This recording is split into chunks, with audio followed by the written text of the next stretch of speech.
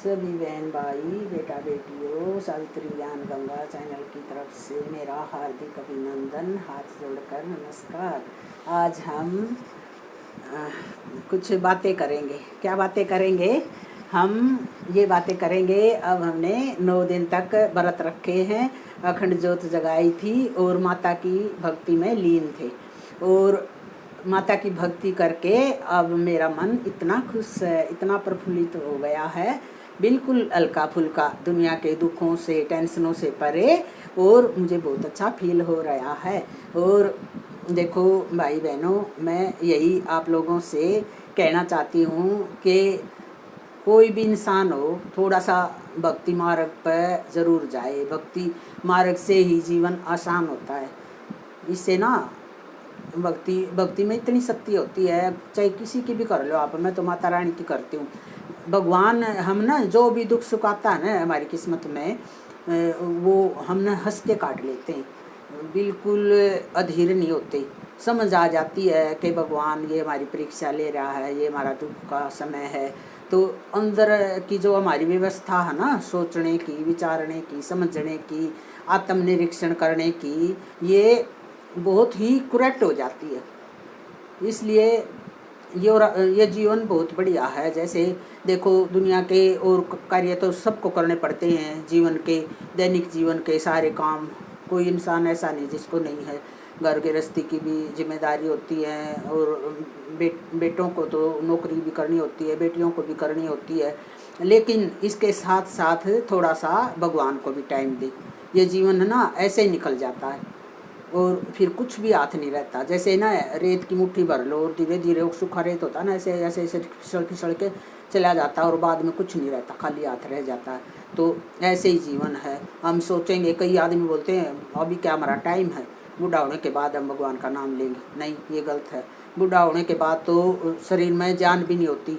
भगवान के नाम लेने के लिए भी शरीर में शक्ति चाहिए, भजन करने के लिए भी पहले भोजन की आवश्यकता हो, शरीर को तंदुरुस्त बनाओ, तब हम भजन कर सकते हैं। और बूढ़ा होने के बाद बेबस हो जाते हैं, शरीर से लाचार हो जाते हैं, दुर्बल हो जाते हैं। ऐसे में हम क्या भक्ति करेंगे? और भक्ति मार्ग वही होता है, और अच्छे सही इंसान वही होता है जो बचपन से थोड़ा सा भगवान को टाइम दे। सुबह शाम जैसे जोत लगा ले। अगर लड़के हैं, जैसे बेटे हैं, भाई हैं, वो जोत भी नहीं लगा पाते कई, तो वैसे भगवान का नाम ले लो। मन में थोड़ा सा अंतर मन की सफाई हो जाती है। अगर हम भगवान को साथ में लेके चलते हैं, सब ये करके सोचते हैं कि भाई सब भगवान करेगा, जो भली करेगा, देखो कितनी मन को सांत्वना सी आ जाती है। और हम सेल्फ अपने ऊपर ही विश्वास करके ऐसे मगरूर बन के ऐसे कुछ कुछ करते रहते हैं, तो देखो इंसान बिल्कुल बिखर जाता है, बहुत टेंशन में आ जाता है। भक्ति मार्ग बहुत ज़रूरी है। और भक्ति मार्ग पर जाने वाला इंसान सही प्रोग्रेस पे होता है। ये प्रोग्रेस नहीं है कि उसने बड़ी कोठी बना ली, उसने गाड़ी ले ली, ये कर ली, बड़ी नौकरी प्राप्त कर ली। ये तो चंद दिनों की है हमारी ऊंचाइयाँ। सही ऊंचाई तो ये है कि हम भक्ति मार्ग पर भी सही दिशा में जाएं। हमारा जीवन प्रोग्रेस की तरफ जा रहा है। अगर हम अच्छे कर्म कर रहे हैं, भक्ति मार्ग को भी जीवन में साथ साथ लेके चल रहे हैं, भक्ति को स्थान दे रहे हैं, भगवान को टाइम पे याद कर रहे हैं, तो ये हमारी सबसे बड़ी संपत्ति है। ये संपत्ति तो कुछ भी नहीं है, यही रह जाएगी। अब ये युद्ध के बादल मंडरा रहे चारों तरफ। एक ऐसा टाइम बम गिरा, 1 मिनट में जीवन लीला खत्म हो जाएगी। तो फिर क्या काम आएगा? जो हमने पुण्य कर्म करे हैं वही तो काम आएंगे ना। तो इसलिए हमने ये बात कभी नहीं बोलनी चाहिए कि हम भगवान को साथ लेके चले और भक्ति मार्ग को अपनाएं और जीवन को खुशहाल बनाएं।